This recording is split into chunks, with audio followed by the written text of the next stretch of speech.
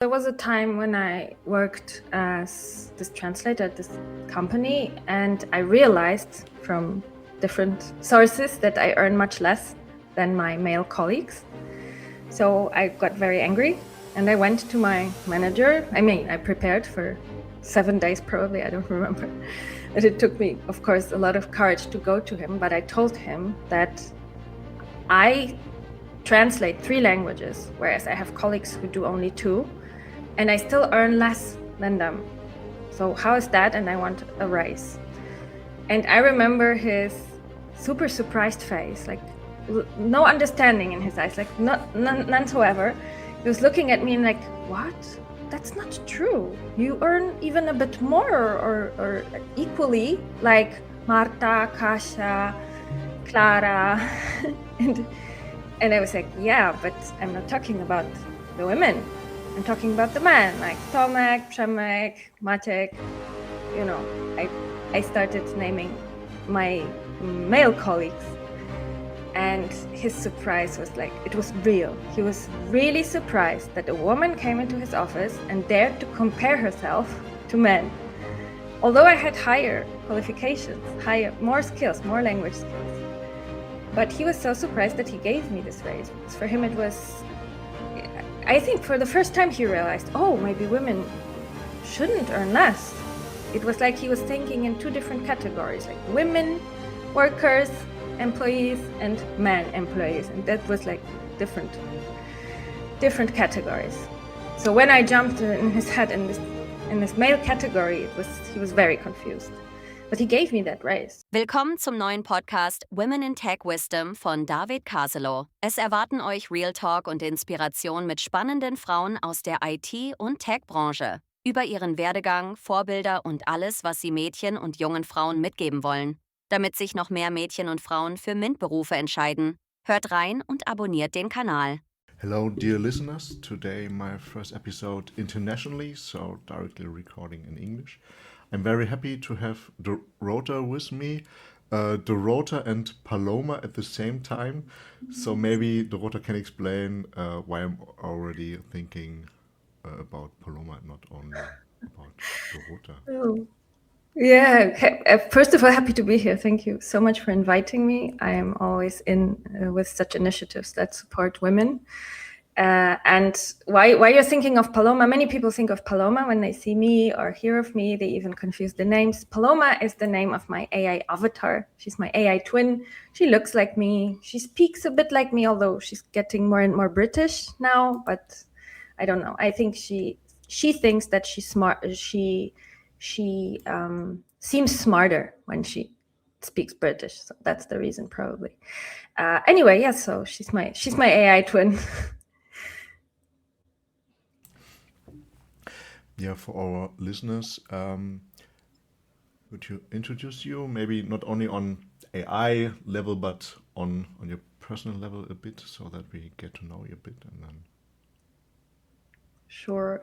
I'm Dorota Mleczko. I am Polish. I grew up in Germany bilingually, and I lived then for a long time. I studied in Poland, and I was not a woman in tech for a very long time because I was a linguist. I speak many languages, and I was a translator, and then I became a linguistic project manager. And at some point, I decided to switch to IT. And that is how, after some years, I became an agile coach, and I loved that. And at some point, 2 years ago, I realized that I cannot be an agile coach and help improve processes while ignoring this whole new technology that is AI, that is the technology to improve processes, the perfect one. So I started learning, I started exploring, and then I started teaching. And that happened over a year ago. I started being an AI trainer and AI consultant. And then at some point I had to decide whether I want to keep being both agile coach and AI trainer. It was too much. So I decided to go full into AI training, AI consulting. And that is already 7-8 months that I do only that. So full-time AI now. It's very interesting. So you discovered IT or tech or AI quite quite late in your career. Yes, that's Um, true. how comes that you have, I don't know, like inspiration from outside or mentors or something? Um, how did you decide to get more into IT or tech or AI? Yeah, I wish I had mentors. I didn't really. I just felt I have to do something about my career because the translation industry was very rough back then. I cannot imagine what's happening to it now with AI, but back then already it was very rough, very difficult. And I wanted to change industry and I wanted to change it to tech because I was always interested in it. But it was only that, and it took a lot of courage because I didn't really, it was hard for me to believe. Oh, and I think I didn't tell you that, but when I was leaving the company, the translation company, I told my boss and he said, well, where are you going? What will you do? I said, I'm going to IT. And he said, he looked at me and he said, the last words I heard from him were, you will never make it in IT. So that's the mentor. If you're asking for mentors, It's I didn't have them. That's the support that I got. so bad idol, yeah, I guess. Yeah. The- Uh, it's good that you made it anyways.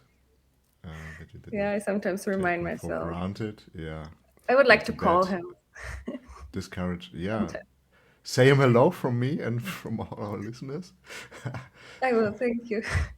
Yeah, maybe even from Paloma, that would be cool. That Oh he yeah, I'll sees let that Paloma what you call can him. create. Yeah, yeah. She's like Make very. a record. Make a record of it. I guess it Oh would be yeah, very that's a funny. great idea. I should Yeah, do very that. pity that you had such discourage by men by managers in the past. Okay, so you decided on your own that technology would be very interesting, and your first fields of languages. Did you have idols there, or you just said, yeah, speaking like what 7 languages now is just why not, or how comes? Well, like I think it's I developed naturally into this language industry because of growing up bilingual, because of loving. I think that started it. That I loved learning languages all my life. So I started learning English when I was 10. Although I wanted earlier, I asked my parents, but they said no, no. In the when you will be 10, there will be English in the fifth grade in Germany. So English, and then in the seventh grade French, and then it just went from there. So I studied German later in Poland, but also Russian for several years, and then I also, of course, Latin was always there somewhere. Well, not of course, but in Germany you learn Latin. You can learn Latin as the third language, and then in the gymnasium, and then when I was studying linguistics, German philology, there was also Latin, so that's another language. What more? Oh, and now I live in Italy, so I need to learn Italian. So I'm learning Italian now. It's my fourth year here. So that's the seventh language that I'm learning. And so languages were there all the time. It didn't come from, or what? Maybe this. Yeah, I had this. There was a girl that spoke so many languages, and she was only, I think, 11, because she grew up internationally. Her father was Scottish, her mother was Icelandic, and she lived in Aachen, or they lived in Belgium, but they came because Aachen is like right at the border of Netherlands and Belgium. So I think they lived in Belgium, but she went to school in Germany. So she spoke German also and French because of Belgium. And I think maybe she inspired me. I thought, oh, I want to be like her. But that was That's so cool. so so much earlier that so languages were kind of naturally there. And I think that was a natural path to follow for me. And in between, you always use technology, or was it in the beginning of your career, like languages and stuff, a lot analog, or have you always been the one, I don't know, doing scripts using PCs, using whatever technology, or was it quite late that you? No, we needed already being in a localization company, we needed to use sometimes 10, 15 different tools per day because we had different customers and each customer had their own translation tools or they had their preferred translation tools, they had their own systems. So already in that company, I became so acquainted with all kinds of software. I mean, it was usually translation software, but it was in different systems. We had to have VPNs to log into the customer system sometimes. Sometimes it was something completely else. Sometimes it was Citrix. Sometimes it was, I don't know. I remember when I joined a service desk and someone told me an IT service desk later. And my manager told me, you will have to learn a lot of tools here, sometimes 3 different tools or something like that. And I said, yeah, that's nothing. It's fine. So it was kind of, yeah, all my career, I needed to adjust to technological changes, new tools, learn tools every day. So, and I loved that part. That was actually I liked it. And getting to AI, did you have to use it in your profession, or did you just say, "Oh wow, there's a development outside of my job. I want to learn it. I want to integrate it," or was there something in your former company that have a look on it? Please explore. Please explain it to us, or Oh, I wish. how did you explore? Yeah. Yeah, no, that wasn't. I was an agile coach at a big corporation, German automotive financial corporation, and there was no AI. I mean, not for us. There were some projects going on, but the let's say the normal worker did not have any contact with AI. It was also a very strict, very regulated environment because of the financial part of this company. So there were only some tools allowed for the employees. I was like an external employee that was different, but at work we were only supposed to use several strictly established, defined tools. So there was no AI in the company. It was me who realized that I want to learn that is important. And I had to do it in my personal life. So first I did it like only for personal stuff. And then I started building, for example, I built an assistant for agile coaching. So I did not use internal company data, but I could still get help for preparing for my work or preparing workshops or getting, for example, advice on difficult situations as an agile coach or on process improvements. So I started building my assistants already then, and I also started kind of introducing it. And at some point, I learned that ChatGPT is allowed if you use it. There is no company license, but if you want to use it, it's allowed. Just no internal data. So I built a retrospective Rita Retro, she was called, an assistant, a custom GPT that runs retrospectives. Retro, I like it. Do Yeah. you have it public? I would love to use Yes, it. I have to check her. She's old, so I have to update her with the newest models, I Yeah, guess. do so. We could put that in the show notes, I guess. Okay. I could use it for my project also. That's Yes, nice. Rita Retro. She's built to run retrospectives. Naming is very important. Rita Retro is nice. It's very nice. Okay, good. I'm glad you You like should. it. I don't know whether it's still possible to have like GPTs to monetize. I guess it's over, or all are free, or are there assistants GPTs that you can monetize? I don't know. I think they are free in the store, but Yeah. I mean, you can find a way. At least Yeah. as lead magnets, you can use them. So You should. You should.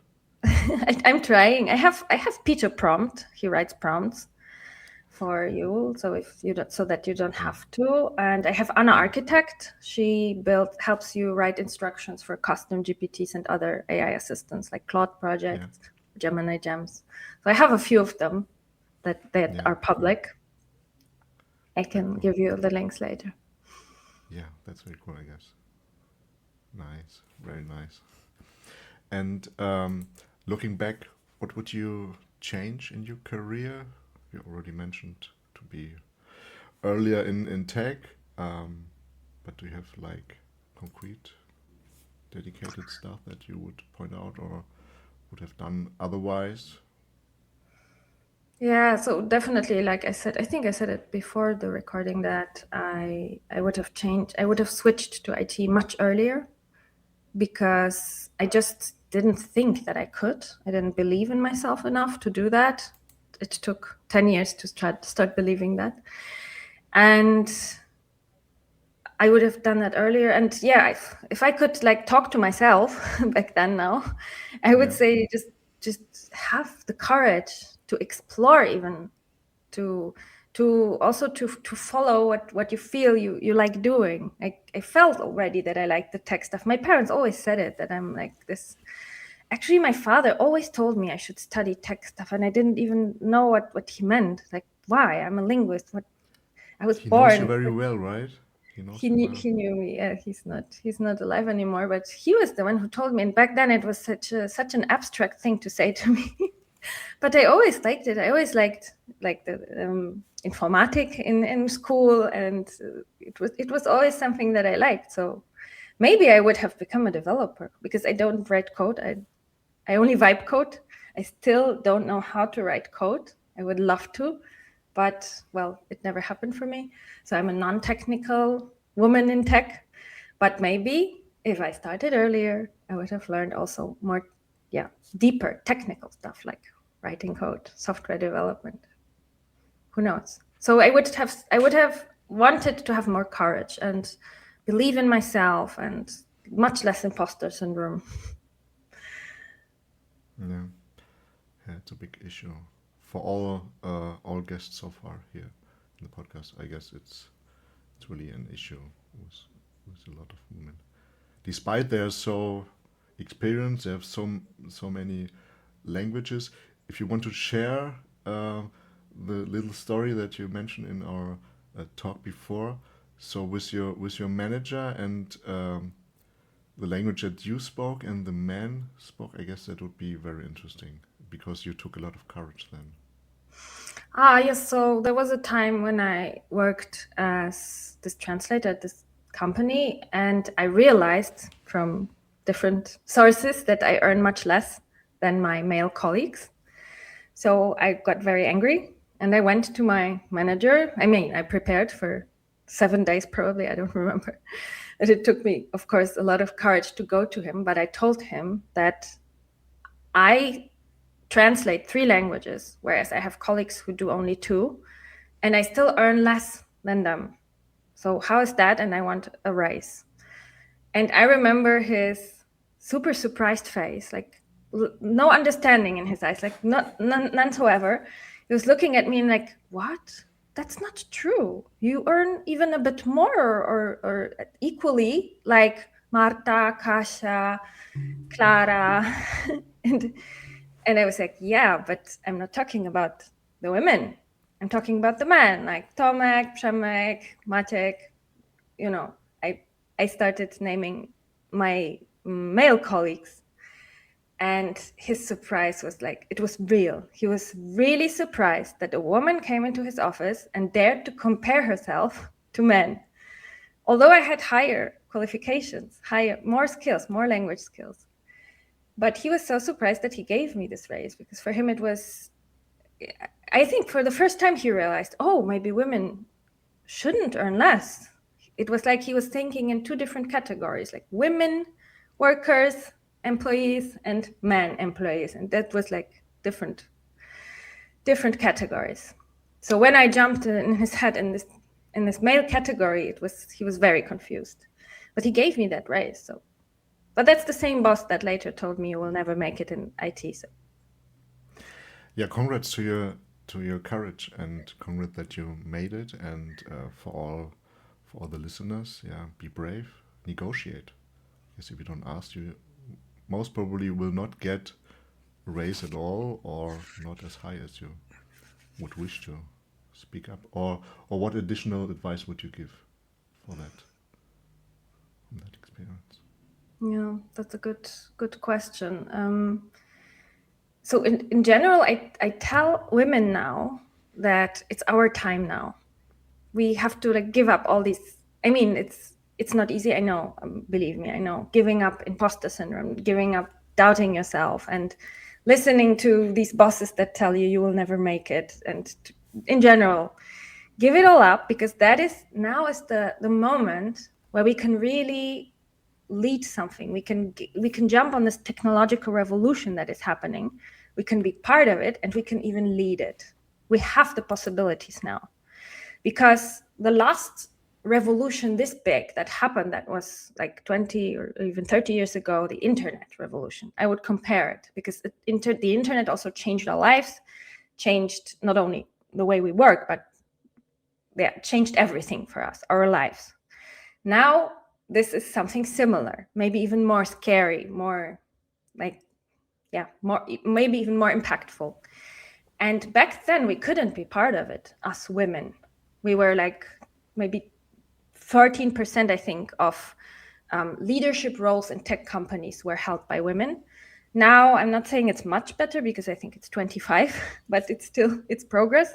And we can now, if we find the courage. I think currently the problem is mostly not even men not wanting us to have a career, but more us not believing in ourselves. So I'm telling women all over now that this is the time, because we're good in AI. Even if you're not a programmer, a very technological person, AI is a lot about communication, about emotional intelligence, because models need to be trained, for example, to be emotionally intelligent. Otherwise, humans will not be able to chat with them. And this is where women shine.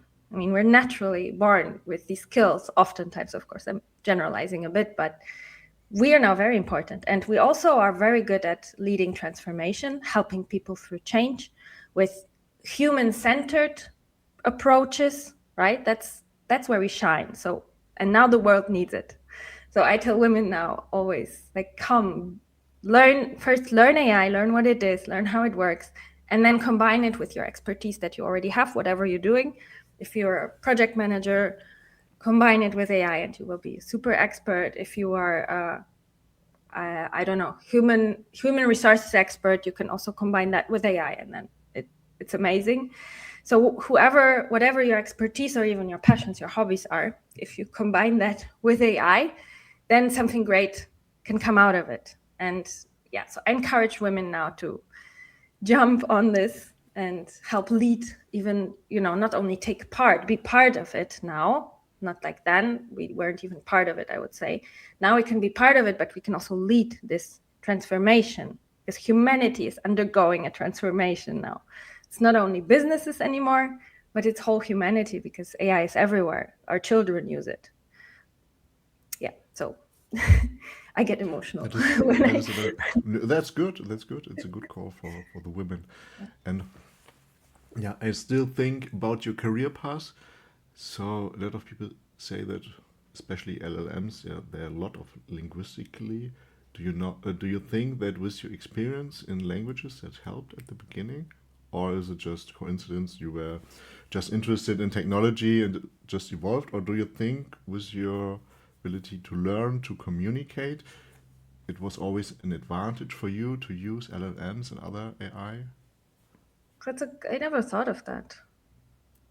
Maybe yes. Maybe it made it easier for me to learn prompting, because prompting is about, it took me some time to realize that prompting is not a technical skill, but a linguistic skill. Communication skill. And once I realized that, I became very good at it. So yeah, maybe you're right. Maybe these 10 years in the translation industry weren't wasted. Worth it, yeah, I guess. Yeah, no, it's maybe yes. Advantage, yeah. Cool, nice. And of course, now you combine everything. You combine your language skills, your agile skills, and now you can help everybody. Yes, it all kind of comes together. That's true. Very cool. And also with language skills, did it help you later in the IT field? I'm working like hybrid, so we have an international team at the moment. guess more and more tech companies do. Did it help you there also? Or do you think English would have been just enough? Or to have so many languages, did it help you? Yes, definitely. Yeah. It helped not only the languages, because, for example, when I have a call one-on-one with a German manager or a German product owner, we always spoke German. It was natural, for example. So that already felt for them maybe also better, more comfortable that they were speaking their own language. So maybe they trusted me more, or it was easier to get this bond that you need in order to support them as an agile coach. But also, I think the understanding of different cultures. So my international upbringing, let's say, in Germany, where I was in a classroom with many different people from all over the world that all grew up in Germany like me. So that was already something that I felt was natural. And later in life, I was always seeking that also in companies. So I would not I worked for some time in a very Polish company, but in a bank. It was very nice, but I missed this internationality. So whenever there was an international project, I just jumped on it. And of course I got it because of the many languages. So yes, I definitely helped in the career. German companies hired me because of the German language. And although it was not the project language, but still they wanted, at least for example, agile coaches or scrum masters, they wanted them still to speak German, to be able to communicate with all the departments where maybe English was not that popular yet or spoken yet. And but also the cultural understanding, knowing how to, let's say, navigate. It's a very AI word, but navigate a very international environment. So that helped a lot in IT. So you lived and worked in Germany, Poland, now Italy. Are there more countries Not yet. where you lived? Not No, yet. no, Okay. these three countries, yes. And Italy, I've heard you you live in Genua now. Never been there, but I heard about nice mountains and sea. Seems to very nice. So did you choose it for work, or how comes? Or just it's so nice here, I want to be there in the middle of Europe. I want mountains and sea and all. Or how comes that you have chosen Yeah, to the be there? latter. Yes, we just chose it because I work remotely and my boyfriend works, let's say, everywhere. He can work remotely sometimes he has to be in Poland or sometimes in Iceland, for example. But it wasn't that important where exactly we live for the jobs. So we could choose. And when I saw Genova and I saw the sea and here the mountains, it reminded me a bit, not the mountains, but it reminded me a bit of Gdańsk, where I lived most of my life in Poland, and just warm and with palm trees. Because Gdańsk is beautiful, but it's very cold. And now they have like minus 15 degrees. So I'm happy because we have 15, but plus and sun. So I wanted a sunny place. I wanted a change after the pandemic. I was kind of depressed of all the grayness and everything. I think many people did changes after the pandemic, and I was one of them. I just wanted to live somewhere, and we loved Italy for traveling, of course. So we decided to check it out, started learning Italian, and then this place was just chosen by me. I immediately, like after 1-2 days, I said, okay, that's it. Let's start here at least. And we might Very nice. stay here. Yeah. And even there, did technology job help? Right, AI job, technology job helps to choose a dream location. Seems very nice. I envy you about the sun at least. Yeah, but that was 3.5 years ago. So ChatGPT wasn't even live yet. It came a month later, and it took me some time to realize how helpful it could be. I wish I had it to help with the documents here, with translation, with renting an apartment, translating and understanding the whole documents, everything that I had, the contracts, and helping me acquire my residency. I now help people do that with AI if they are expats somewhere. And I have now a great process for that, a great AI workflow. And I wish I had it, because everything took so much time, because I didn't speak the language well. I didn't understand these processes. I never had to apply for residency anywhere. So I wish I had it back then. Now it helps a lot. Whatever email comes, like Gemini translates it for me, and I immediately know what to write back. And it's a dream for expats, AI. That's cool. Maybe that would be a good sidekick for you also, right? You're right. expats. AI for expats. Yeah. Amazing. You gave me so many ideas today. You're welcome. Yeah, cool. Nice. And now you see yourself as a woman in AI or women in tech? I do. And how does it feel? How do you fulfill that role from your personal point of view?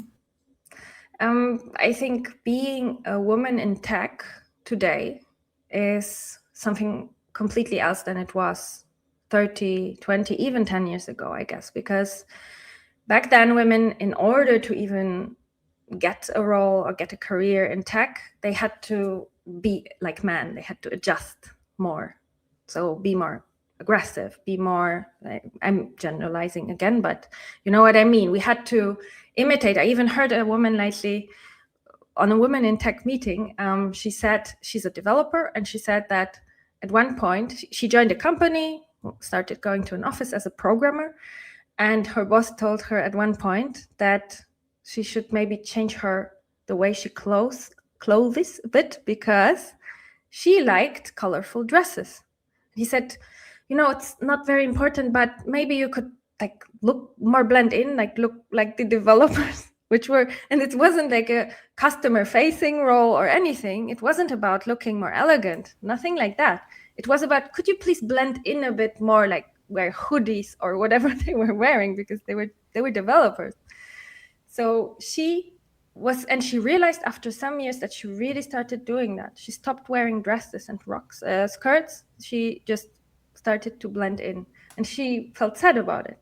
And that is how I think it shouldn't be now anymore. And I will tell you why. I will tell you a story if we have time. Of course, that's why we are here. Okay, good. Stories. So the story about AI, like how I started learning AI, like I said, I decided 2.5 years ago, I said, okay, now I need to really dive in. I need to learn it.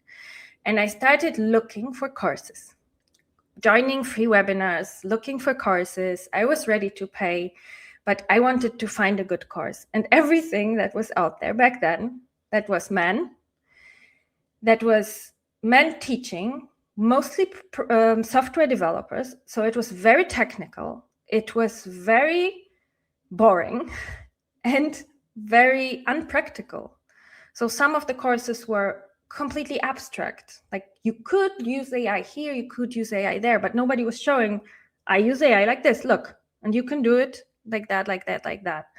So they were not practical, they were theoretical, they were boring and very technical. And I thought, okay, I need to learn it myself. And I started learning myself. And then the first really good courses that were fun, really practical, felt natural to watch them, and helped me really learn something were from women. So a few women in AI that I then started following. I currently follow mostly women in AI, and I learn from them. And that's how I also started realizing, okay, I will do something like that myself. I will create a course that will cover all of that I wanted back then. So the whole fundamentals of AI. And then, of course, advanced, also master classes. But I will start with an AI fundamentals course for non-technical people that is practical and fun. And I did that. And that's how I felt I'm closing a gap. And that is why I also think that more women should be in AI, because yes, being a woman in AI or in tech now means being yourself. You don't have to imitate anyone anymore. You don't have to adapt. You don't have to blend in. Now you have to stand out. So if you are yourself, if you're being yourself, it's better. You bring your personality, your value, and the female strengths that we have. You can now all bring that. You can wear your colorful dresses. The women in AI that I follow are so natural. They are completely themselves. They don't care about, that's how it seems. And when I speak to them, it seems also that they say, okay, I don't care. I know I'm messy, for example, or I know I'm completely non-techie, but I do teach this AI because I know how to do it practically. So why wouldn't I teach it? Or they are completely so natural in their webinars. They just relax and they speak what they think. And they ask you 10 times, how can I help? That's also a very female thing, right? How can I support? Is it fine for you what I'm saying? Is it clear? Can I show you? So what could I show you? And yeah, I feel from my experience learning AI, it's really much easier to learn it as a non-technical person. Maybe also as a woman, it's much easier to learn it from women.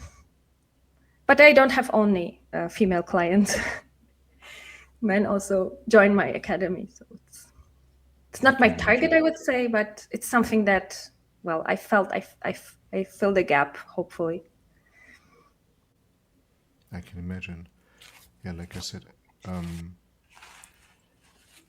women are very good in learning.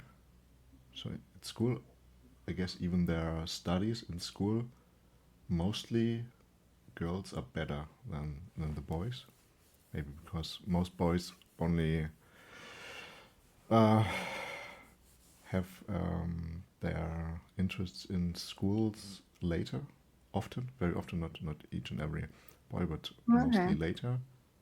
And as you said, you had 3 languages, your colleagues only, your male colleagues only 2. Learning nonstop.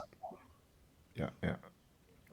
And that, is your advantage now. So often women are better in AI because they approach technology first. That's cool. Yes, maybe you're right. Bridge there, and that you lower the barrier for women, from woman to woman. That's very nice. Yeah, that is a good point. I think women always, that's also, of course, but yeah, we are often better in school. I think we also needed to learn more because we always needed to know more in order to, keep up with men in the careers in school. Also, we needed always to prove ourselves. And I don't know, even to be part of conversations that men held, we had to be knowledgeable because we always felt at least we had to prove ourselves much more than men. So I think that is also a reason why women are always learning. And yeah, you cannot be an AI without learning. You have to learn, constantly in order to, you don't need to keep up with everything, of course, but you have to have an overview of the technology, how it's changing.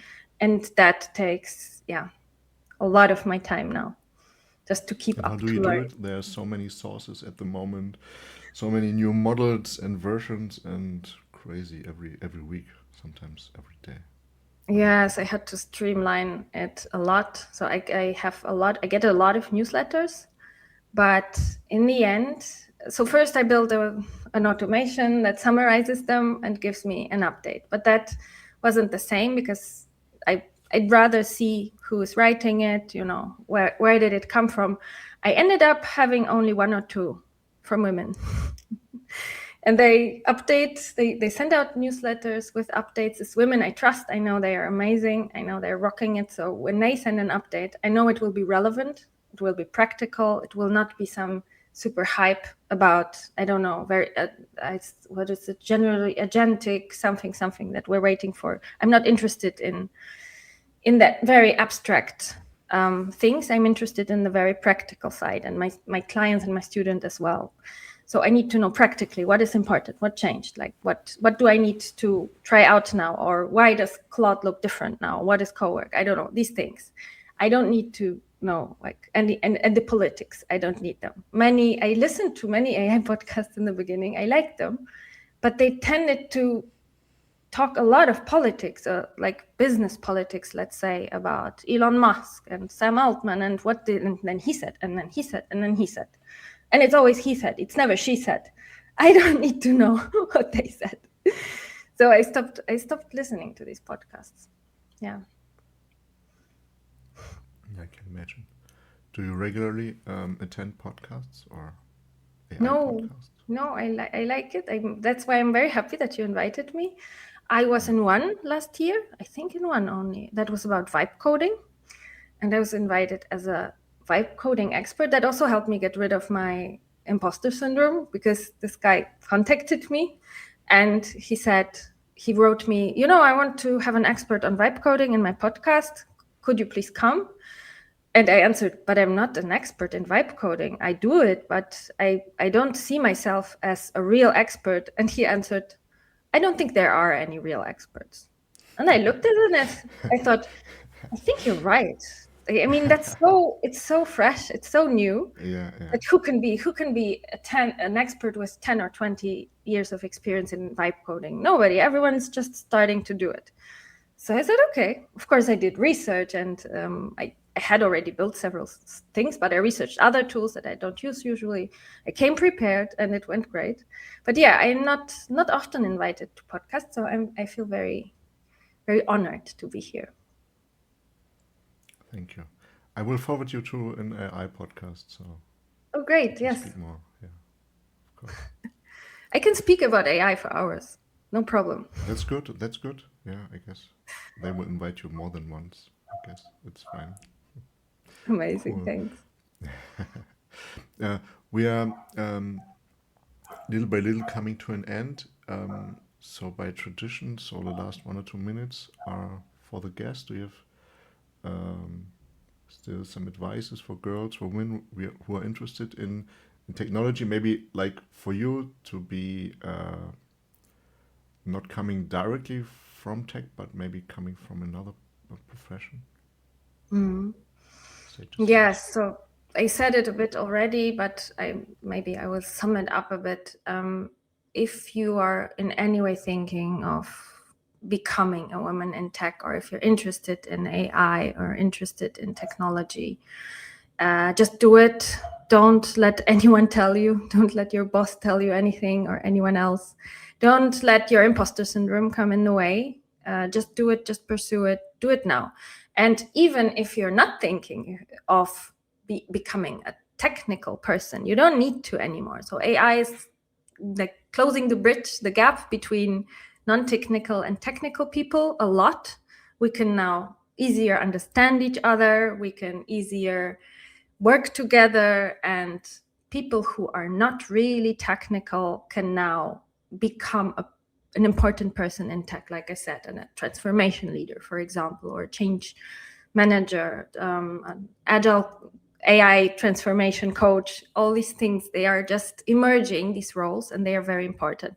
And women are amazing at these things. So I think, yeah, just be very open now to what might, and don't wait. Maybe this is important, because people sometimes wait what will happen to them.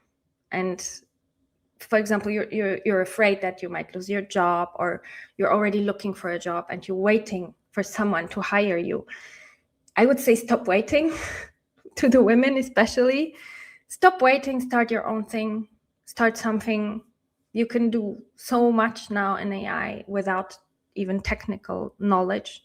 So it's now the moment, the moment is the best one to start a career, even to jump on a career that you always dreamed of.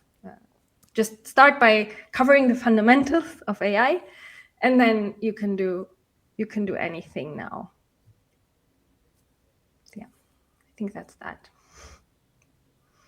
Thank you, Dorota. Thank you so much, David, for having me.